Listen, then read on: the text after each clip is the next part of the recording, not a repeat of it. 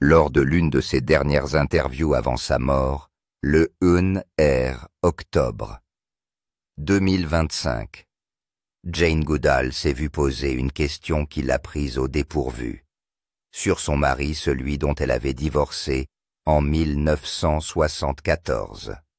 Elle a prononcé quelques mots de réflexion sur leur passé, son ton calme et distant, puis presque distraitement, elle a dit « Et maintenant, je révèle son… » avant de s'arrêter en plein milieu de la phrase. L'hôte hésita, attendant qu'elle continue, mais elle se contenta de sourire, ce sourire silencieux et complice, qui avait toujours caché, plus qu'il n'avait révélé, préférant le silence à la vérité. Pendant des décennies, le monde l'a célébrée comme la femme qui a appris à l'humanité à se reconnaître dans les yeux d'un chimpanzé. Mais derrière la célébrité, derrière la science, se cachait une histoire d'amour qui ne s'est pas terminée par un scandale ou une trahison, mais par quelque chose d'infiniment plus complexe. Le genre de chagrin d'amour que seul le temps, l'intelligence et la distance peuvent créer. Au cours de sa dernière année, elle a révélé des fragments de cette vérité suffisamment pour changer la façon dont le monde se souviendrait d'elle pour toujours. Avant d'être une légende, elle était simplement une jeune femme, inexpérimentée, sans formation, armée d'un simple carnet de notes, d'une paire de jumelles et d'une curiosité inébranlable pour la vie.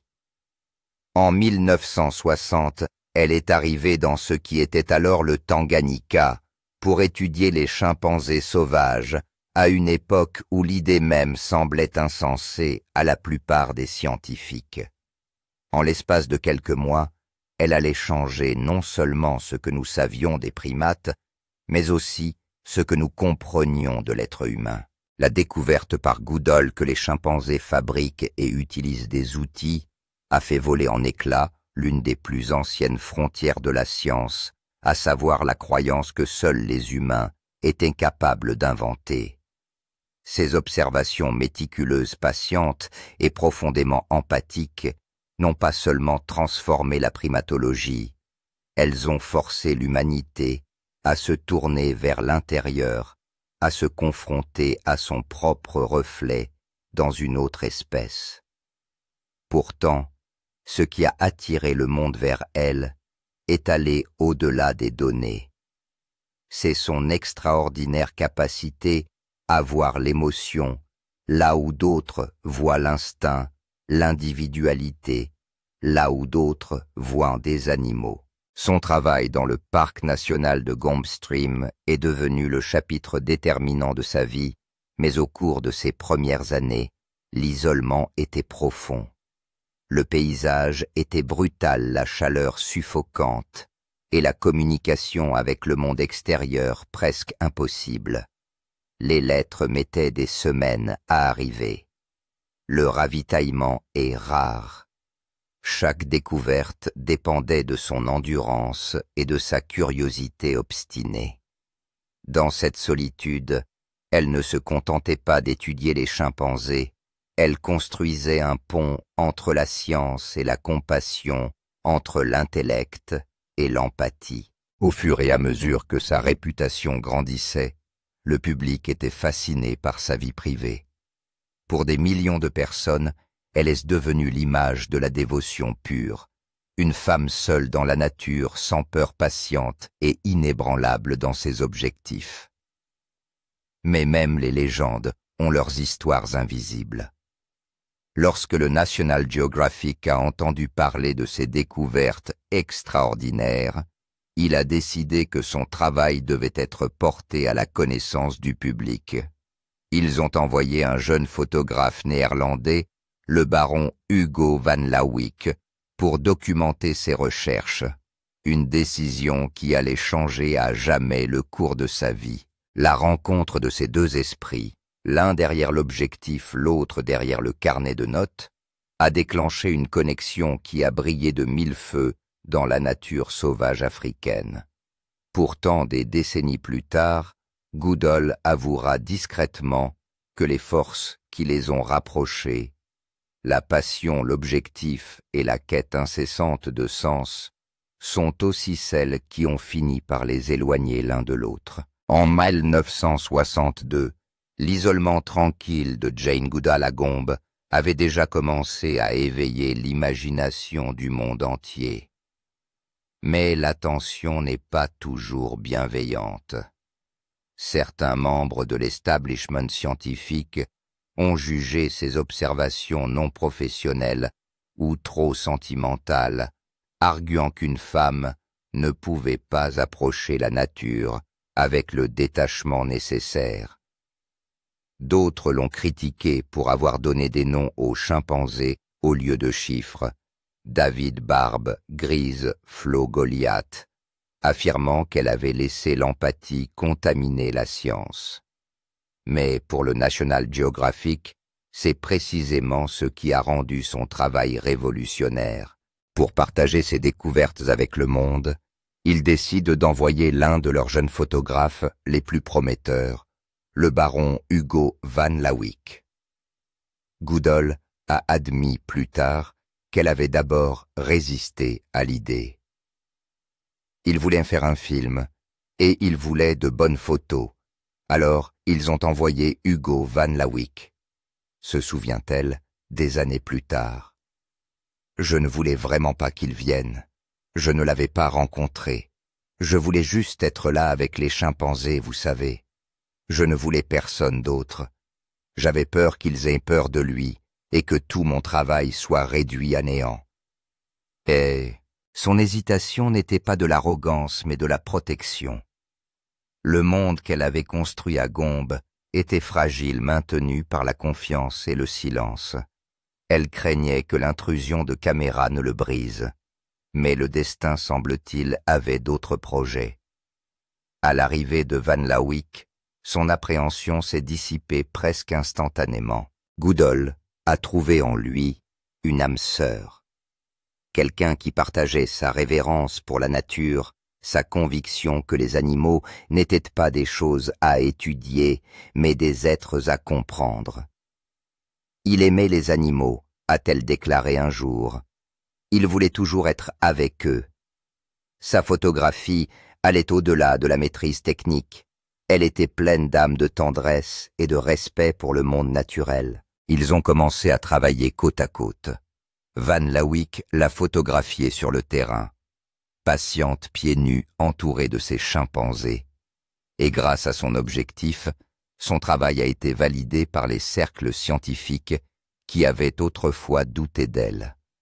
Ces images ont rendu ses recherches immortelles, mais elles ont également capturé quelque chose de bien plus intime, un partenariat né dans le silence soutenu par un objectif et destiné peut-être à se briser sous le poids de l'un et de l'autre. Ceux qui l'avaient rejeté disposaient désormais de preuves tangibles qu'ils ne pouvaient ignorer, et elle avait trouvé en Van Lawick quelqu'un qui croyait en elle. C'est grâce à ces photos et à ces films que tout ce que je disais sur les chimpanzés a été corroboré, expliquera plus tard Goodall. Il a vraiment aidé à faire comprendre que les chimpanzés sont vraiment comme nous, là-bas entourés du bruissement des arbres et des appels lointains des chimpanzés, leur lien s'est approfondi. L'amour est venu tranquillement, presque scientifiquement observé au début. Deux personnes attirées l'une vers l'autre par le même rythme de curiosité et de respect. Ils se sont mariés en 1964 à la Chelsea Old Church de Londres. Pendant un certain temps, ce mariage a semblé être l'union parfaite de l'intellect et de l'aventure. Le primatologue et le photographe unis par un but et une passion travaillant ensemble pour mettre le monde naturel à la portée des yeux humains. Ils formaient une équipe de rêve dans tous les sens du terme. Mais dès ces premières années, les germes de la séparation étaient déjà présents. De petites tensions presque invisibles entre sa dévotion inébranlable pour Gombe et sa volonté d'explorer ailleurs. Ni l'un ni l'autre n'aurait pu savoir à l'époque que l'appareil photo qui les a réunis capturerait également un jour la distance qui s'est creusée entre eux. une union forgée dans l'isolement. Lorsque Jane Goodall et Hugo Van Loick se sont mariés en 1964, leur début n'ont rien de conventionnel. Leur lune de miel ne s'est pas déroulée dans une villa tranquille ou dans une ville lointaine. C'était à Gombe, entouré des mêmes chimpanzés qui les avaient réunis. Le couple a vécu et travaillé côte à côte au cœur de la Tanzanie, documentant le monde des primates avec une dévotion qui semblait au départ inébranlable. À bien des égards, il s'agissait d'un mariage d'égal à égal. L'appareil photo d'Hugo et le carnet de Jane ont raconté la même histoire à partir de deux lentilles différentes. L'un visuel, l'autre observationnel. Ensemble, ils ont donné à l'humanité le premier portrait intime de nos plus proches parents dans le règne animal. Les photos qu'il a prises de Goodall avec les chimpanzés, calmes, patientes, tranquillement confiantes, sont devenues des symboles à la fois de la science et de la grâce. Pendant un certain temps, leurs journées ont été d'une simplicité presque rythmique. Ils se réveillaient au son de la forêt, prenaient des repas modestes et passaient de longues heures à suivre les chimpanzés dans les sous-bois enchevêtrés. Ils passaient leur soirée à cataloguer des données ou à examiner des photographies souvent à la lueur d'une lanterne. C'était une existence dépouillée des distractions modernes, liée uniquement par un objectif commun. C'est tout ce que Goodall a toujours voulu. Elle avait construit une base solide toute seule, mais avec Van Loick, elle voyait le potentiel de poursuivre son travail pendant des années. Mais il avait déjà envie d'appliquer ce qu'il avait appris à Gombe à d'autres projets. En 1967, leur fils est né Hugo Eric Loy, affectueusement surnommé Grub. Son arrivée transforme leur campement isolé en quelque chose qui ressemble à une maison familiale même au milieu de la nature. Jane l'a porté sur son dos en empruntant les mêmes chemins qu'elle avait autrefois suivis seule, déterminée à l'élever près des créatures qu'elle avait apprises à aimer. Pendant un certain temps, elle a semblé avoir réussi à concilier l'impossible. La maternité, le mariage et un travail scientifique révolutionnaire. Mais l'isolement a pour effet de tout amplifier les joies comme les difficultés. La vie à Gombe exigeait un engagement total, et plus il restait, plus ces exigences commençaient à les tirer dans des directions opposées. Le travail d'Hugo avec National Geographic l'obligeait à voyager fréquemment pour de nouvelles missions, tandis que les recherches de Jane l'enracinaient fermement dans un endroit. Ce qui avait été ressenti comme une liberté, deux personnes suivant leur passion, a lentement commencé à ressembler à une fracture que ni l'une ni l'autre ne pouvaient réparer. Même à l'époque, Goodall parlait avec chaleur de ces années. Elle parle d'un bon mariage fondé sur le respect mutuel et l'affection sincère. Mais sous cette affection se cachait la vérité tranquille que leur monde tournait autour de quelque chose de plus grand qu'eux. Chaque moment passé ensemble a été façonné par l'attraction d'un but, et chaque départ a laissé derrière lui l'écho d'un choix resté avec les chimpanzés ou suivre l'homme qu'elle aimait. C'est une décision que Jane sera bientôt obligée de prendre et qui changera sa vie à jamais. Au début des années 1970, Jane Goodall et Hugo Van Loick étaient devenus le symbole de l'harmonie entre l'amour et la découverte. Ensemble, ils ont donné au monde une nouvelle compréhension de l'intelligence et des émotions animales. Mais derrière les photographies célèbres et les études publiées, un changement silencieux s'amorçait qu'aucun d'entre eux ne pouvait arrêter.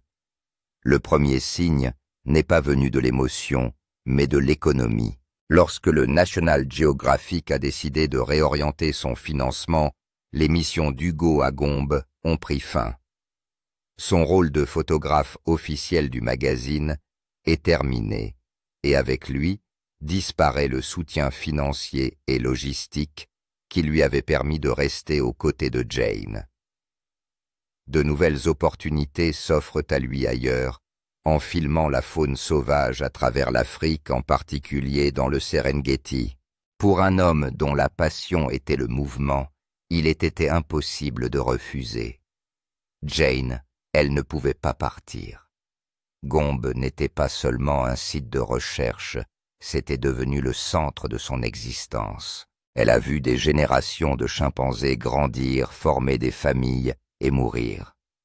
Le lien qui l'unissait à eux n'était pas professionnel mais personnel. « Je ne pouvais pas quitter Gombe », dira-t-elle simplement plus tard. « Je devais rester. » Et c'est ainsi que notre mariage s'est lentement éloigné. Et c'était triste. La simplicité de ces mots démentait la profondeur de ce qu'elle avait perdu, les qualités mêmes qui l'avaient rendue extraordinaire. L'engagement, la concentration, le refus des compromis étaient les mêmes que celles qui rendaient son mariage impossible à maintenir. Les jours se sont transformés en mois de séparation et leur mission commune a commencé à ressembler à deux chemins parallèles qui ne se croisaient plus. Les amis ont remarqué le changement. Les lettres d'Hugo en provenance du Serengeti étaient pleines d'enthousiasme pour ses nouveaux projets, tandis que les journaux de Jane devenaient plus introspectifs. Ses notes passaient d'observations sur le terrain à des réflexions sur la solitude. Elle avait déjà écrit sur les chimpanzés, formant des liens sociaux profonds sur leur capacité d'empathie et de chagrin.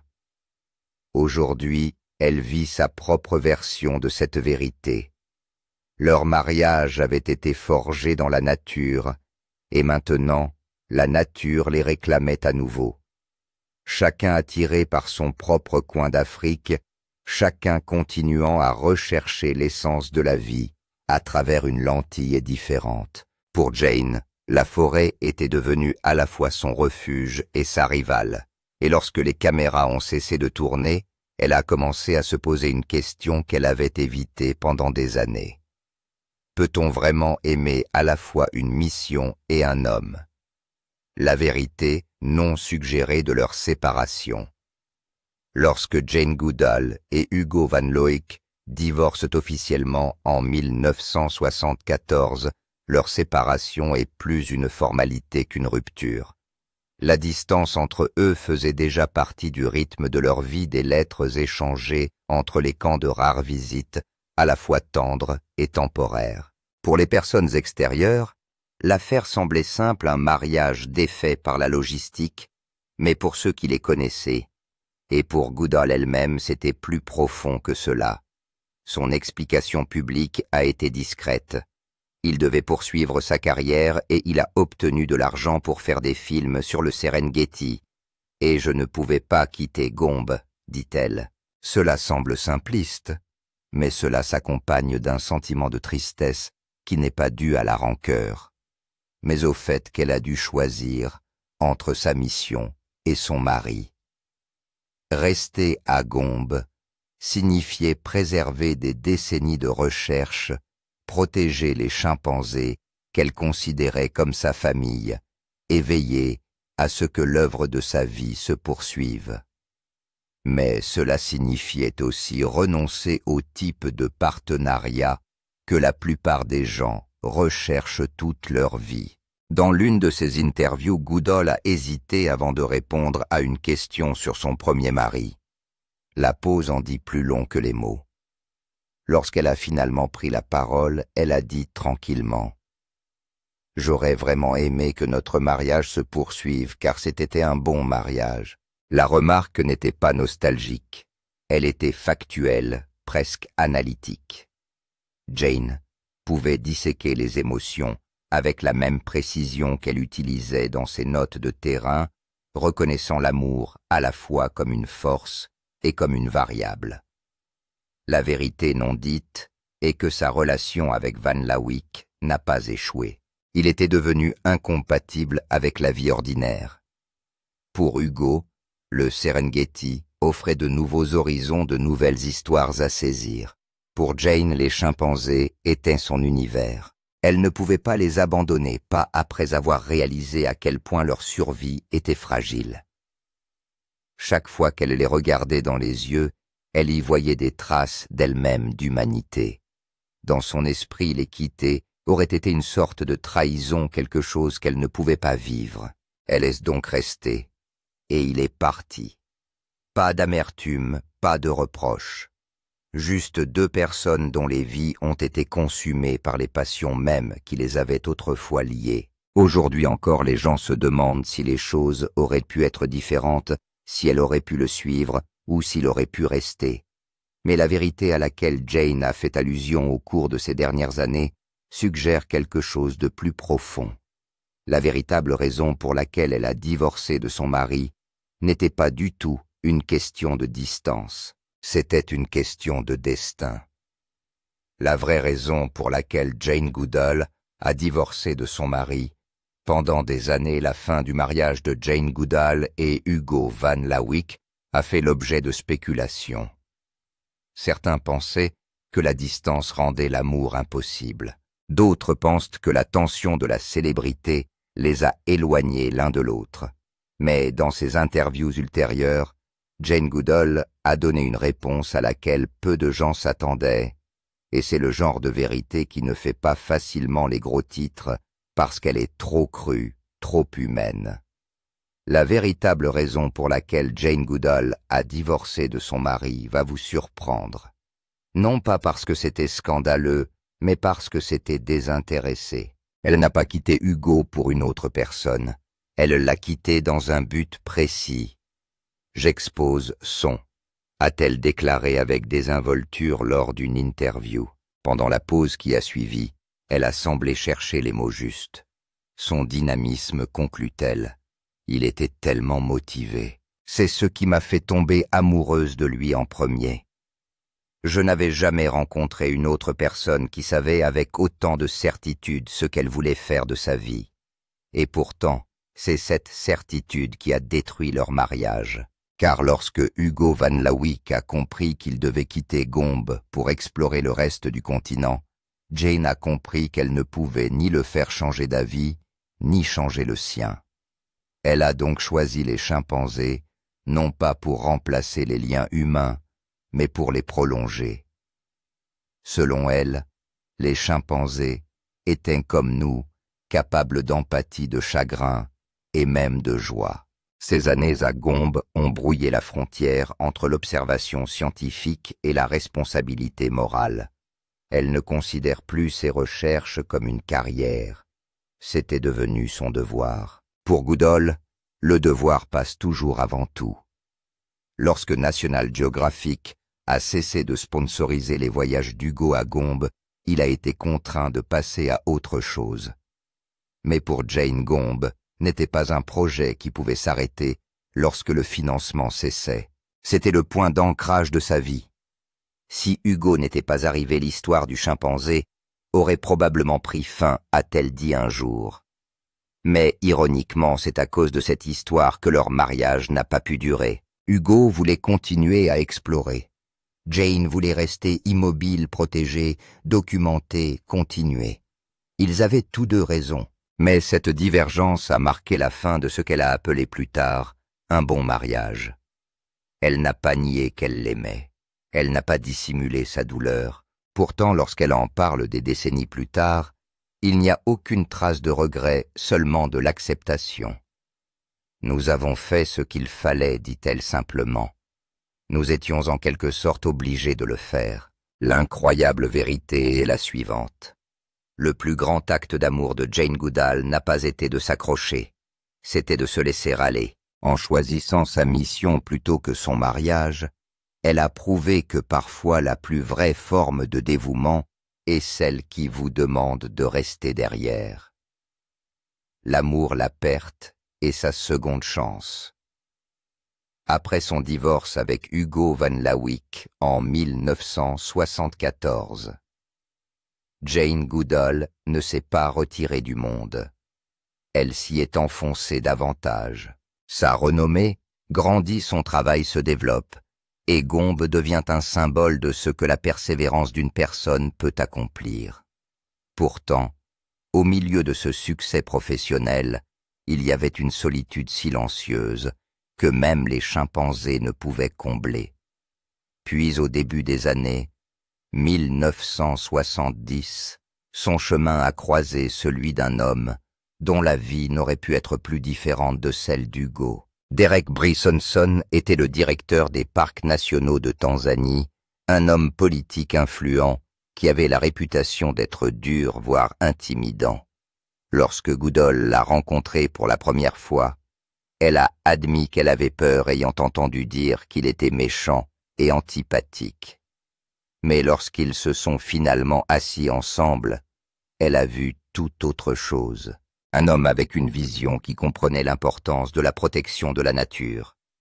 Leur lien est passé du respect professionnel à quelque chose de plus profond. En 1975, après avoir tous deux divorcé de leurs partenaires précédents, Jane et Derek se sont mariés. C'était une union plus discrète que la première. Pas de romantisme sauvage, pas d'équipe de tournage, pas de fascination médiatique.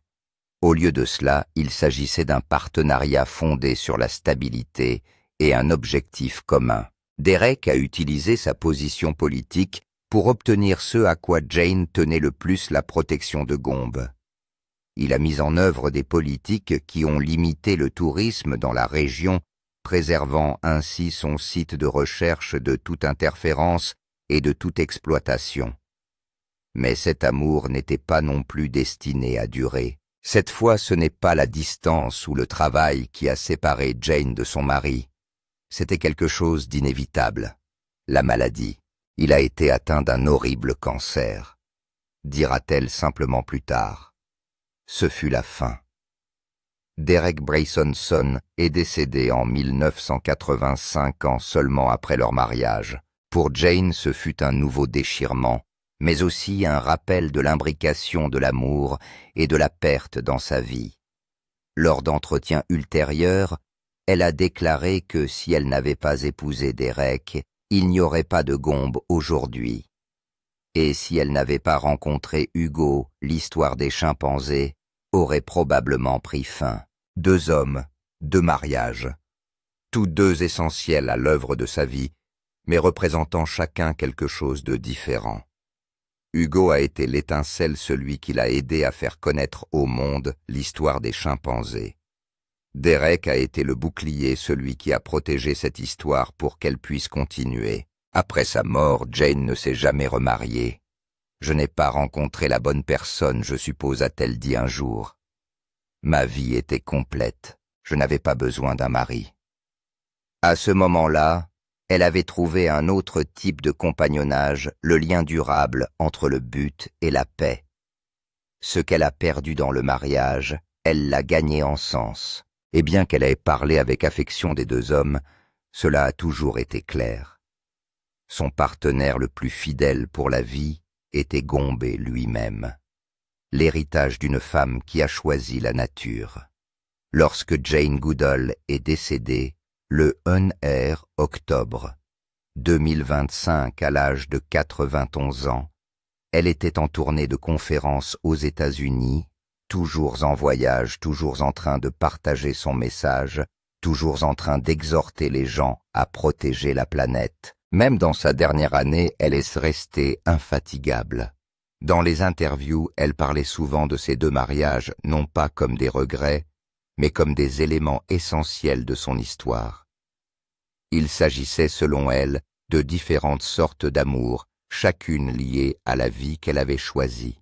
Les hommages ont afflué du monde entier de la part de dirigeants mondiaux, de défenseurs de l'environnement et de célébrités. Mais les hommages les plus significatifs sont venus de ceux qui avaient travaillé à ses côtés à Gombe. Ils se souviennent d'elle marchant dans la forêt, avant l'aube chuchotant des salutations aux chimpanzés comme s'ils étaient de vieux amis. Elle ne se contentait pas de les étudier, elle vivait parmi eux un pont entre deux mondes. Lorsqu'elle a déclaré un jour que son animal préféré n'était pas le chimpanzé mais le chien, cela a surpris les gens.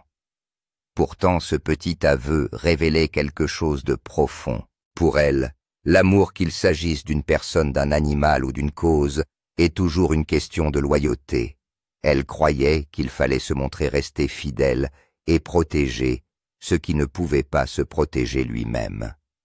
Lors de sa dernière apparition à la télévision, elle s'est exprimée avec une clarté tranquille. Si j'étais parti, il n'y aurait pas de Gombe, pas d'études à long terme, pas de compréhension de ce que nous partageons avec les chimpanzés. Parfois l'amour vous demande de rester quand tout le reste vous dit de partir.